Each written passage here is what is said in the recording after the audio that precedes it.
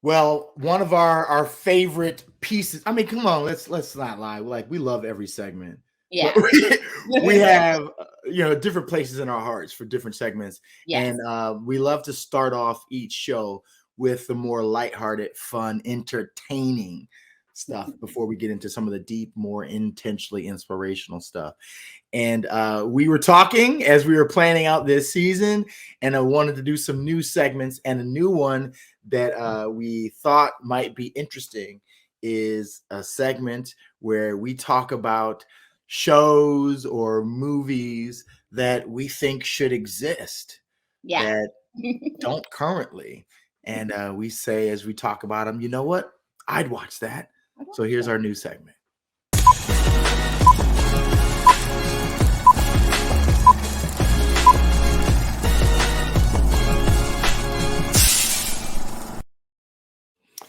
So I was deep into my creative mode as we started thinking about shows that would work for this.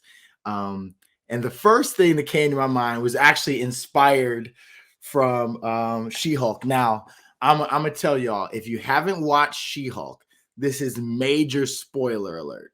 Yes. So if you're somebody who's like, dang, I want to make sure to catch it, I'm just gonna tell you, jump off now and come back in like 5 minutes. I won't even be that long because what I'm going to show you, it like spoils the finale.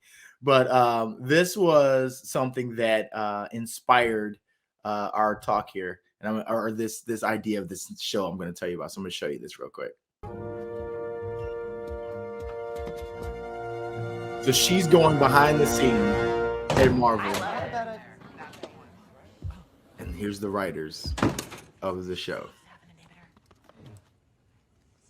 What kind of stupid finale is this? We thought it'd be really cool and like unexpected. Yeah, like fun and kind of a twist. A twist? Yeah, this So is she's the giving them a story hard that time. Kevin wants. Okay, then I want to talk to Kevin. No one talks to Kevin. Kevin's value is immeasurable. Okay? You'll never even get close to him. I would murder you to protect Kevin. Okay, so that scene right there actually sparked mad ideas in my head, and I was like, yo, Jariel, what if they did a whole show, like a whole series on like that room, and that room of people that would be creating the shows and the movies for the MCU, you know? Yeah. And like they are the creatives behind all that we see in the MCU timeline. And I'm so like, I'd watch that. Right, exactly. And I was like, that's why this is perfect for this segment. So jumping off of that, I then started like I'm a dork. So I just straight up like was building this whole world in my head then. I was like, okay, so if that's this show, what would the premise be? So you've got this ensemble of characters, a lot like that room, with their different personalities and quirks, and kind of like an office meets community, or or something like that, where they are every episode both bouncing ideas off of one another, the conflict, the debates that goes on in there, as well as we dive into a little bit of some of their characters' personal stories and what they do in these types of shows to kind of draw you into who they are. And then I started just thinking about like other ways that could really work, whereas the oh, I like that. She said, Tammy goes, the room where it happens. Yeah. I kind of like that. We were actually debating like the actual name for this. I was calling it the writer's room. And then I wasn't going to share this, but then my brain, because I go too deep, I was like, but like, is that really real? Like, because they have a different like set of writers for every show and every movie, but like these could be the creatives that are thinking about all this stuff. So I like the room where it happens. That's actually kind of cool. But so then you could actually make this show work across the MCU as different movies and shows come out, like you drop episodes related to that, kind of similar to how they did with Agents of Shield, when that first came out, where they were like kind of little hints to this. But what this could be is they could literally live in the Twitter sphere and look at all of the reactions to things that are going on that people are doing, and you're not spoiling anything with this. You can kind of do it like after stuff is released and people are talking about it, and then now you show this episode or two or whatever where they're like breaking down the things that they could do in She-Hulk, and they're like, well, what if we actually didn't spend so much money on the CGI and instead like we had a bunch of cameos of people and like get some goofy stuff, and what if we get, you know what I mean, like, and then the stuff that people hate, they could have like people having a debate about it, and like we see how it ended up winning out in the end, you know. I don't know, I thought that was interesting. So being full dork, I was like, what about the cast? Who can we get to play these different characters? So I thought, well, one kind of layup or a way that would actually be a nice tie-in to what's really real already is let's cast one of the characters as the woman who had, you know, multiple lines in that clip that we just showed. And I looked her up on IMDb because, like, who knows who she is? And her name is Eden Lee. And I think we got a little shot of her here. So Eden Lee could be one of the cast, and I gave them all names. So yes, I'm a dork. So she would be Rachel Black, and she is one who pretends to be all innocent, but she's actually sneaky and plotting, and she's probably going to be a villain type. You know, you got to have some villains. So she's out. She's kind of out to take down some people. And one of the people that she's going to be taking down or trying to take down, there's two kind of core stars here. I almost made this like a cast of all of like my favorite actors and actresses. And instead I was like, you know what? That's not realistic. So I went with some relatively unknowns, but the more known people that I think are the core characters are Keegan-Michael Key. And you guys might know him from Key and Peele and some other things he's been in. He's actually in a show that I'm kind of watching right now called Reboot on Hulu. It's kind of funny. But he is going to be the kind of character who's one of the core characters, kind of almost like a Captain America type who's like high on integrity and wants, you know, everything to be done right. His name is Paul Stevens. I don't know why. They have names. They all have names. And he's like the head creative for the squad. And kind of his counterpart is one of my favorite comedians, Ali Wong. And she is going to be playing Jessica Lee, who's high energy, but she's down to earth and relatable. She's going to be your firecracker who, you know, will say a lot of the things that people are thinking that people don't really want to say, but she's hilarious. And then we've got some other kind of, you know, side characters. Like Eden Lee is going to be kind of a side character, but more of a villainish. But then you've got these other kind of ones who play different roles. And one of those has to be a sassy chick who comes with, you know, all sorts of life and vitality. A young actress named Dulce Sloan. She is actually from The Daily Show as a correspondent right now. And I've loved some of her stuff. And she would be playing a sassy Wendy Mason, who's going to just tell you what's what. And she'll probably be repping for a lot of the Black community that like aren't buying some of the stuff that happens in the MCU. So, and then, you know, core to my heart are the nerds. So repping for the nerds, we're going to have Martin Starr, who I fell in love with his character in Silicon Valley, who's snarky and, you know, a total dork, but he embraces that. And he's not ashamed to be that nerd.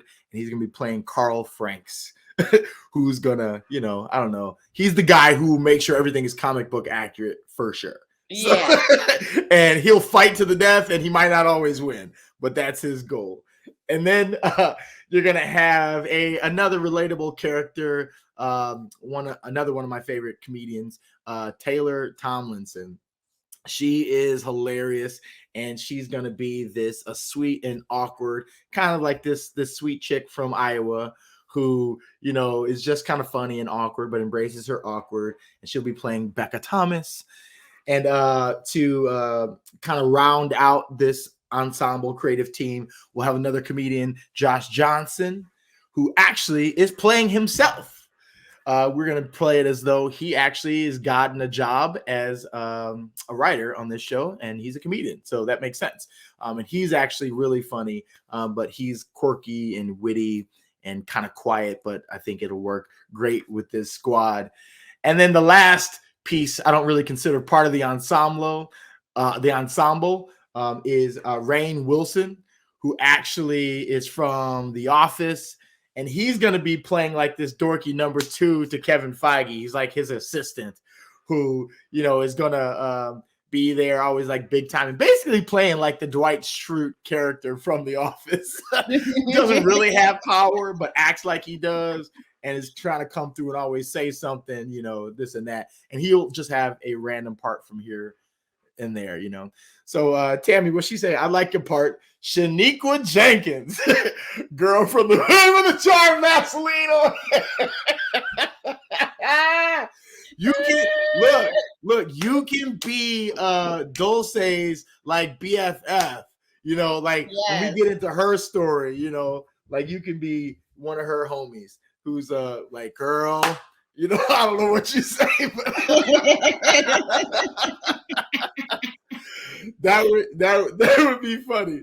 So hey, you guys in the comments, just like Tammy's doing, let me know if there's some other characters you think would work in there, or some holes that you'd like to poke with this idea that you don't think this would work or make sense, or just how you'd be vibing with that. But I think that would be a fun show that I would watch. So that's one. And I think we're going to do one more. We had 4 planned, but for the sake of time, we're going to do one more. I think it would be really fun. Let's see. Well, let's do you want to do the Rogue One prequel? Yeah, that would. Or do you want to do? Okay. I almost thought about. I won't say it if we're not going to do it.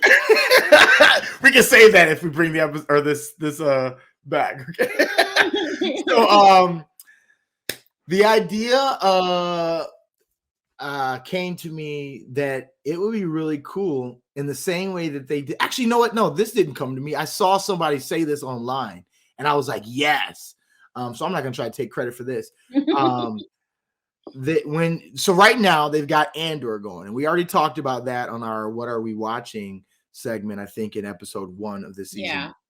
But now that's sparked this thought of what if there was a similar show. So for those who don't know, Andor was a character, Cassian Andor, in a show a movie called Rogue One. He was one of the main characters.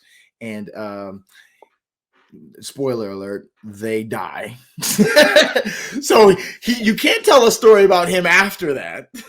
Yeah. So they decide, let's do a prequel that talks about his story going into that and how that came about. And so it's a really good show on Disney Plus right now. And we thought it would be really cool to do a show with the kind of blind character and his homie. I think we have a little clip that we can play as we're talking here. So this guy who's named Chirrut Imwe, who is blind, but he's totally in touch with the Force, and he's super hardcore, and like you'll see that here as we're talking. And he's such a mysterious character, and very much the spiritual core of that movie, where you don't really know for sure that he's Jedi, but he's blind, and he's like, Daredevil type. Look at this. I mean, like for a blind man to have that sort of accuracy matched with his martial artistry, it's like, man, that's only been seen in the superhero world, at this point. Yeah. So it would be cool to see like his backstory and like, okay, him training and how did he become blind and like the journey of that. Also with his homie, what's his name? Baze Maldus. I think we got a picture of him. that we can throw up there. Oh, there he is right there. Yep. So perfect entryway. And he's like the most mysterious of all the characters because he doesn't say much and he's just like basically protecting his homie there. So we thought that would be cool to see a prequel show of him. And maybe we call it Imwe. Or Churrit, I don't know. But we thought that'd be cool. Do we have time for any more, or should we call it and transition? We might want to Executive decision, producer. We should transition. Yeah. Okay. So y'all don't know this, but Jariel is definitely the producer of this show. She keeps me in line, tries to make sure that I don't get out of pocket. So speaking of, we are gonna call that the end of this segment, and I hope you guys enjoyed the inaugural showing of the new segment I'd watch.